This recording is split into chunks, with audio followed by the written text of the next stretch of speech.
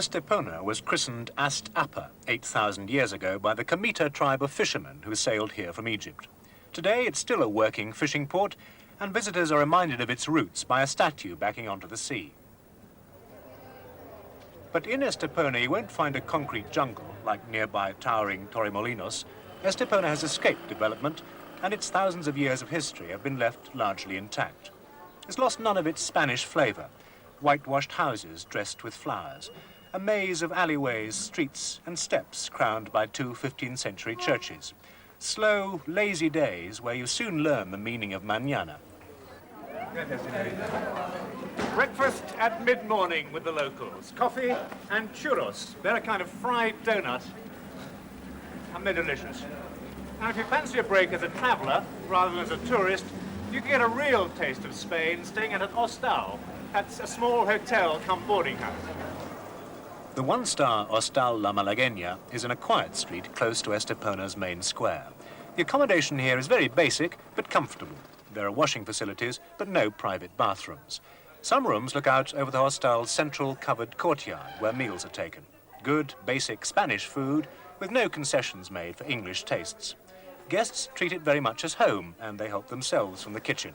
Travelling independently, you can stay here for only £3 a day. You can also book a holiday here as a package from Britain at £146 for a fortnight full board in high season. But holidaying here isn't all basics. Estepona has its share of swish hotels. This is the 4-star Hotel Golf El Paraíso, built well out of town and with its own extensive grounds. As its name implies, it offers golf as a main attraction. In recent years, 14 new courses have been built along this coast, and one of them is right alongside the hotel. But there's also plenty to attract non-golfers. There are tennis courts, a pool, and a children's play area set in a tropical garden. Every room has a private bathroom, a balcony, and air conditioning. That's essential if you want a siesta in the heat of the day.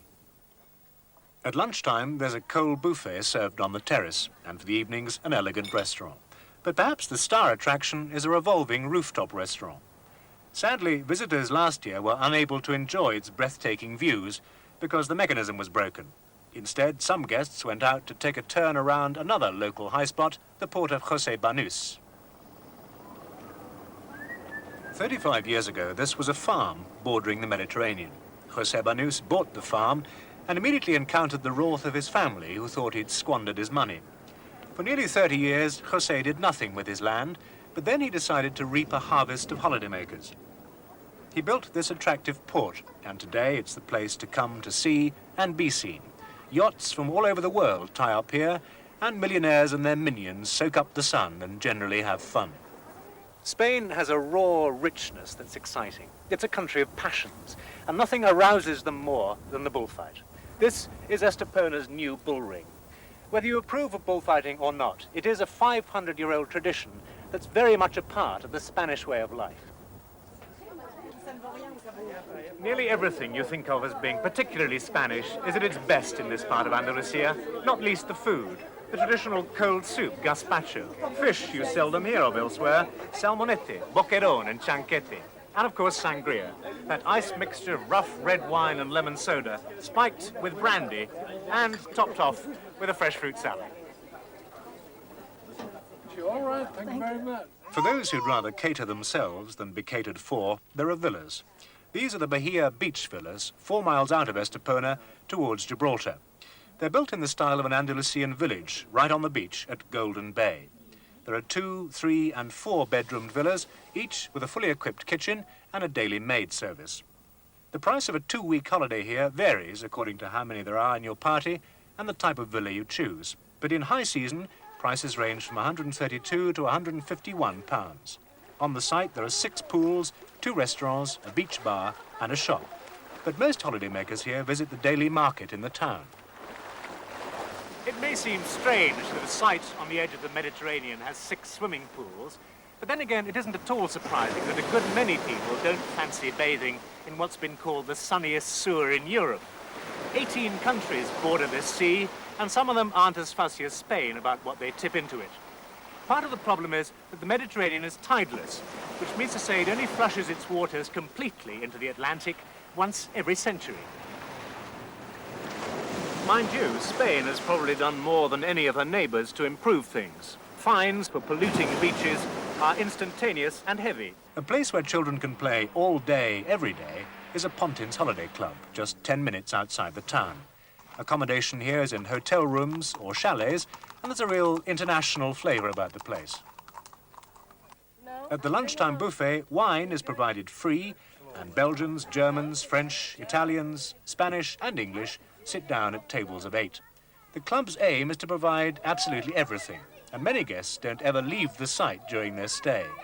There are 20 monitors who organise games, sports and entertainment. They do it so effectively, the one danger is that you might get home more exhausted than when you left. On the beach in Marbella, 15 miles away, you're just one of the masses. Here, in a deserted bay, some holidaymakers are enjoying an evening sardine and sangria picnic. I'm absolutely charmed with it. It's really beautiful here. People are terrific. In fact, it reminds us very much of Ireland, the pace of life here. You know, everything is tomorrow, you know. Here, we've got sunshine, more so than we had in Jersey. Burns a little bit, yes, but we've got over that now. Well, I like it because it's more Spanish than the other parts, you know. It's not been quite so spoiled as, say, Marbella. I mean, not that Marbella's spoiled, but it's not as touristy. The food is all very nice. People, well, English people, there are a few, not a lot at the moment. Spanish people here, they seem to enjoy themselves and we seem to get on with them very well. There's always somewhere to go and eat every time of the day. You know, it's never closed. It's not like England when you go to a pub and it's finished by 11. You can find something to do till 4 o'clock in the morning. But if you'd rather be independent, Spain's still one of the cheapest places to hire a car. It'll cost you from about £10 a day, including petrol and insurance. Then you can set off and explore some of the little villages of inland Spain.